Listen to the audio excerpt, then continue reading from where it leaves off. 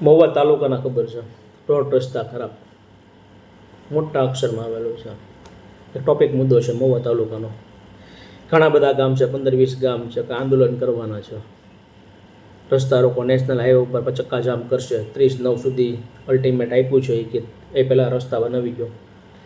રસ્તા છે ઉમણિયાવદર, સેદરડા, બગદાણા, ઉમણિયાવદરની નળ, ઘણા બધા આવી રીતના રસ્તાઓ જે છે.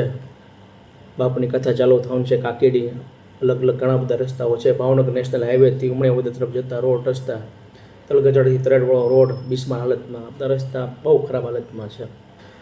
રોડમાં કંઈક રિપેરિંગ કર્યા હતા અને કાંકરા નાખ્યા હતા, વરસાદ આવ્યો ને ધોવાઈ ગયો, બધું લખેલું છે. આ બધું આપણને ક્યારે યાદ આવે? જ્યારે પાણી આવે ત્યારે આપણે પાળ બાંધવા જઈએ અને પછી પાળો આખો વિખાઈ જાય અને રસ્તા ધોવાઈ જાય પાછા. એ પહેલાં ક્યારે આપણે તૈયારી કરતા નથી. વારંવાર રજૂઆત તો ઘણા કરતા હોય આંદોલનકારીઓ, પણ છતાં કોઈ ધ્યાન દેતું નથી. અને રસ્તા બને છે 1.5-2 વર્ષ 3 વર્ષ માંડ ચાલે છે અને રસ્તા તૂટી જાય છે. તૂટવાનું કારણ શું? તૂટવાનું એક જ કારણ કે રોડ રસ્તા ઉપર જે બનતા હોય, જે કોન્ટ્રાક્ટર હોય છે એ પૂરું ધ્યાન આપતા નથી. સારા ડામર વાપરવા પડે, સારી કાંકરી વાપરવી પડે, સરસ મજાનું ખોદકામ કરી સારો રોડ બનાવવો પડે, ઉપર ડામર રોડ કરવો પડે. એમ ઘણા બધા કોન્ટ્રાક્ટના ઘણા બધા કામો અલગ અલગ પદ્ધતિ પ્રમાણે કામ થતા હોય, પણ સતત એની ઉપર ઊભા રહીને કામ કરાવવું પડે અને ખૂબ જ ધ્યાનપૂર્વક કામ કરાવે તો આ રસ્તો 2-3 વર્ષ 4-5 વર્ષ જો ટકે, એ રસ્તો કદાચ 15-20-25 વર્ષ ટકી રહે.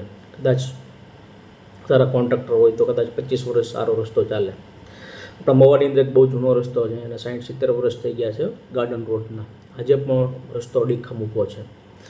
એવા રસ્તા હવે આજુબાજુના ઇલાકાની અંદર એવા રસ્તા બનતા નથી, આપણા ગામમાં પણ રસ્તા બનતા નથી. તૂટવાનું એક જ કારણ કે દરેક લોકોના અંદર ભાગ હોય છે.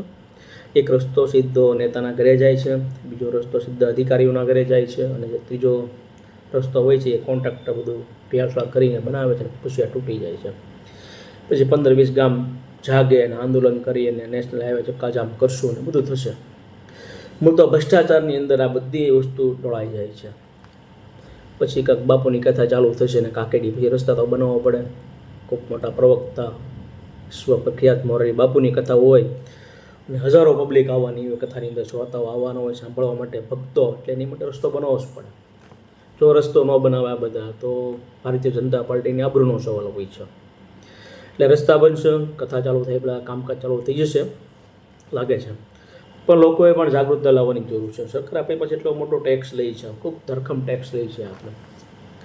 એટલે આ ટેક્સનો જો ઉપયોગ થતો હોય, ગ્રામ નિર્માણ માટે થતો હોય, લોકોના કામ માટે, હિત માટે થતો હોય, ગ્રામ નિર્માણ માટે થતો હોય, શહેર નિર્માણ માટે થતો હોય અને રાષ્ટ્ર નિર્માણ માટે આ બધો ઉપયોગ થતો હોય છે, છતાં પણ આપણા પૈસાનો સદુપયોગ થતો હોવાથી પૈસા આપણા વેડફાઈ જાય છે.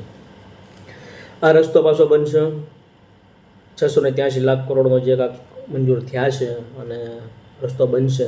683 લાખ રૂપિયા કદાચ પાછા 2-3-4 વર્ષમાં વેડફાઈ જશે. વરસાદ આવશે તો શું થશે? રસ્તો ખરાબ થઈ જશે. પાછો એ જ રસ્તો 683 કરોડનો કોઈ નેતાના ઘરે પહોંચી જશે, કોઈ કમિશનબાજના ઘરે પહોંચી જશે, કોઈ કોન્ટ્રાક્ટર ભેળસેળ કરીને તેમ બનાવી નાખશે, આટી ખોટી કરીને ગોળ પાપડી કરીને રોડ બનાવી નાખશે, અધિકારી એવામાંથી રૂપિયા ખાઈ જશે. આ સિસ્ટમ છે. આ દરેક લોકોને ખબર છે કે આમાંથી સૌનો ભાગ પડે છે. આપણે જે લોકશાહીનો છે ને દુરુપયોગ કરી રહ્યા છે દરેક નેતાઓ. આ બધી શરૂઆત ક્યાંથી થાય? આ રોડ રસ્તા ન બનવાની, આપણે સવલત સુવિધા સારી ન મળેની એક જ યાદ રાખજો મોનોપોલી છે નેતાઓ પાસે. જ્ઞાતિ જાતિ એમાંથી નીકળે છે ધર્મના સહારા ઉપર અને પછી આ બધા ભ્રષ્ટાચાર ચાલુ થઈ જાય છે. જે પાણી છે ને હજી મોઢા સુધી આવ્યું છે, હજી નાક ડૂબ થાય, આંખ ડૂબ થાય અને હાવ માથે પાણી આવી જશે ને પછી લોકોને ખ્યાલ આવશે કે આ ભારતીય જનતા પાર્ટી જે 30 વર્ષની અંદર જે રાજ કરી રહી છે એને સત્યાનાશ કરી નાખ્યો છે. મહુવા તાલુકાની આજુબાજુ ગામની અંદર, શહેરની અંદર તમે જોજો કરતા રોડ બધા હશે. ધ્યાનપૂર્વક ધ્યાન દેજો. લાઇનિંગ બરોબર ન હોય, ઉપર નીચે હોય, કાંકરા ઉખડી ગયા હોય, હરિયા બતાવી ગયા હોય, ઘણી બધી આપણે જોવા મળે છે. જ્યારે પાણી આવે ત્યારે પાળ બાંધે ત્યારે એવી બધી દશાઓ થાય. 3-4 વર્ષ રોડ, 5 વર્ષમાં પાછો 3-4 વર્ષ 5 વર્ષ રોડ ચાલે ને પછી રોડ ખરાબ થઈ જાય. જે પહેલાંના સમયમાં જે રોડ બનતા, જે કોન્ટ્રાક્ટરની પૂરી જવાબદારી હોય, જે કોન્ટ્રાક્ટરની જે જવાબદારી હોય પોતે રોડ ઉપર ઊભો રહે તો સતત જ્યાં સુધી કામ ચાલુ રહે ત્યાં સુધી 30-40-50 દિવસ સુધીના પાણી પીવડાવવું, ધ્યાન રાખવું, કોઈ સરિયા વાપરે છે, કોઈ લોખંડ વાપરે છે, કોઈ કેમિકલ વાપરે છે, ક્યાંથી કાંકરી લાવે છે, કઈ સિમેન્ટમાં વાપરે છે, કોઈ ડામર વાપરે છે, બધી ઘરની બધી કંપની આવી ગઈ. બ્લોક તો કે મારી કંપનીના, કાંકરા તો કે મારી કંપનીના, ડામર તો કે મારી કંપનીનો, હરિયા તો એ કે આપણે છે ને જૂના નીકળ્યા છે ને પછી સીધા કરીને આપણે નાખી દો, કોઈને ખબર નહીં પડે. આ બધું ચાલુ થાય ને કમિશન બાજ માટે, યાદ રાખજો કટકી. એમાં બધા ભળી ગયેલા હોય, અધિકારીઓ જ શીખવાડે નેતાઓને, અને ત્યારે બધું આ બધાના હવના પોતાના કવર પહોંચતા હોય, ત્યારે આ દશા થાય. આપણો જે ટેક્સનો રૂપિયો છે ને, આ 683 લાખ રૂપિયા આ બરબાદ થાય, યાદ રાખજો. બનશે પાછો શું આવો રસ્તો બનશે? આ રસ્તો બનતા છે ત્યારે કોઈ આપણે જોવા ગયું ત્યાં કયો કોન્ટ્રાક્ટર કામ કરે છે? બસ કાંકથી બહારથી આવશે, રાજકોટથી આવશે ને, કોઈ અમરેલીથી આવશે ને, ગાંધીનગરથી આવશે ને, કોઈક આજુબાજુનો કોઈ હશે કમિશન બાજ હશે ને આ રસ્તો બનાવશે ને પાછી જ દેશે. 2-3 વર્ષમાં 4 વર્ષમાં વરસાદ પડશે. જે નેશનલ હાઈવે બન્યો છે ઉમણીયાવદરથી આપણે અંદર જવાય, નેશનલ હાઈવે, એ રસ્તો કઈ ઢબે બનાવ્યો છે? નેશનલ હાઈવેમાંથી તળાજાથી કે ભાવનગરથી એ રૂટ ઉપરથી અમદાવાદથી બસ આવતી હોય ને ઉમણીયાવદર જે વળાંક વળવું હોય ને તને વિચાર કરવો પડે. એટલે વળાંક લઈને પછી પાછળ લઈને પછી અંદર આવે ને પછી સીધી આવે અને ઉમણીયાવદર નળમાં થઈને બસ સ્ટેન્ડ આવી જાય. નેશનલ હાઈવે ઉપર બસની જ્યારે વળાંક વળવું હોય તેને પાછળ રિટર્ન કરવી પડે, પછી આગળ લે, ત્યારે તો ગામમાં આવી શકે બસ સ્ટેન્ડની અંદર. આ પોઝિશન છે. ઉમણીયાવદર રોડ ઉપરથી નેશનલ હાઈવે ઉપર ચડવું હોય ને તો રસ્તો બંધ હોય.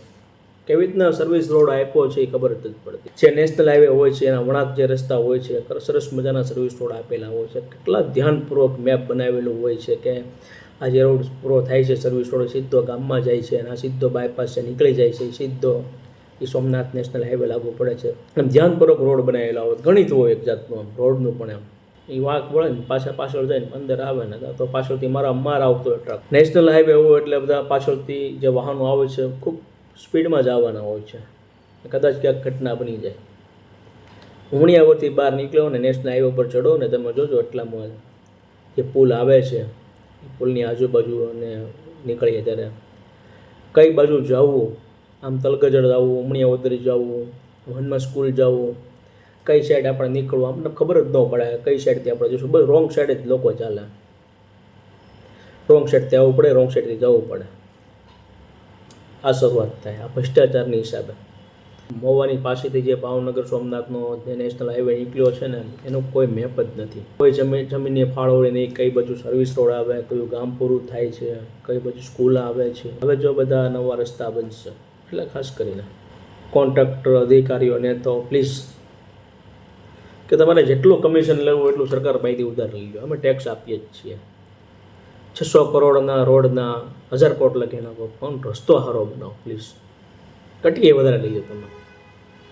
ત્યાં કાંકરા સારા વાપરો, ડામર સારો વાપરો, સિમેન્ટ સારી વાપરો ને કાંઈક પદ્ધતિસર રોડ બનાવજો કે બસને પાછળ જાય ને પછી આગળ આવે ને પછી અંદર જાય ને બધું પૂરું થઈ જાય. પછી એવા રસ્તા બનાવતા નહીં.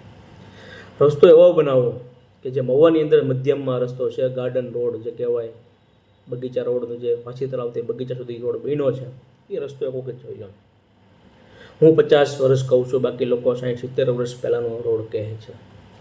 હજી અડીખમ રોડ છે, એક પણ કાંકરી એમાંથી ઉખડી નથી, ખરાબ પણ નથી. ફિનિશિંગ એટલે તમે જોઈ લો પ્લીઝ. લોકોને મારી રિક્વેસ્ટ છે કે હવે થોડુંક જાગૃતતા લાવો. બાકી આ જાગૃતતા તમે નહીં લાવો ને તો આવનારી પેઢી નામનો ભ્રષ્ટાચારની અંદર ખતમ થઈ જશે અને આપણી પેઢીઓને ભ્રષ્ટાચારની ટેવ પડી જશે. આ બધા ક્યાંથી નીકળે છે? આ બધા ભ્રષ્ટાચારીઓ આપણી જ્ઞાતિ જાતિમાંથી નીકળે છે અને આપણને જ બરબાદ કરે છે ને. તમારી જ્ઞાતિનો કોઈ નેતા સારો હશે પણ એક ખૂણામાં બેઠો હશે, એને કોઈ સ્વીકારતું નહીં હોય કે આમાં એને આપણે શું કામ છે કે બહુ ભ્રષ્ટાચાર કરતો હોય ને આપણે વાહ વાહ કરતા હશું, પગે લાગતા હશું, ક્યાં બાત હે. બહુ સારો માણસ છે. આજે રોડ નથી બન્યા બધા ઉમણીયાવદરના, તરેડના, બધા શેદડા ને બગદાણાને, એનું કારણ એક જ છે, ગંદુ રાજકારણ. જેટલું મોડું થાય ને એટલા વધારે રૂપિયા મળે. આ 600 કરોડ રૂપિયા જે છે ને એ 800 કરોડ થશે ને પછી આપણે રોડ બનાવશું. આ ભારતની અંદર આ જ ચાલે છે. એટલે પ્લીઝ આપણો જે ટેક્સનો રૂપિયા છે બરબાદ થાય છે એ બરબાદ ન થવો જોઈએ. આવનારી પેઢી ભ્રષ્ટાચારની અંદર ઘોડામાં ન આવી જાય એની માટે થઈને પ્લીઝ જાગૃતતા લાવો. અને જે આંદોલન થવાનું છે રોડ માટેનું એને સમર્થન આપો. ખાસ કરીને જે તીર્થધામ છે ને એને તો ખાસ કરીને એને સમર્થન આપવું જોઈએ.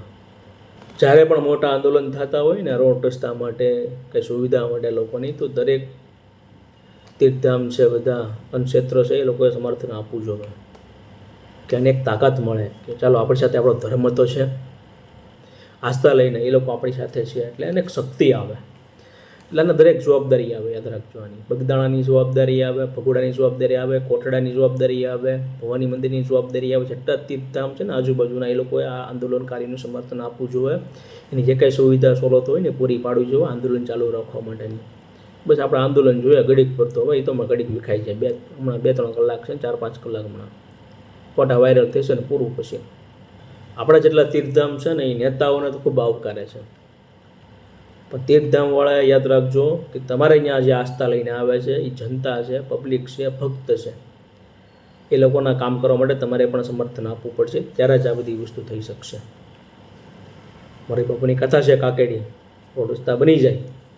શું કામ? કે વિશ્વવન્ય છે મોરારી બાપુ, ખૂબ મોટું નામ છે એમનું.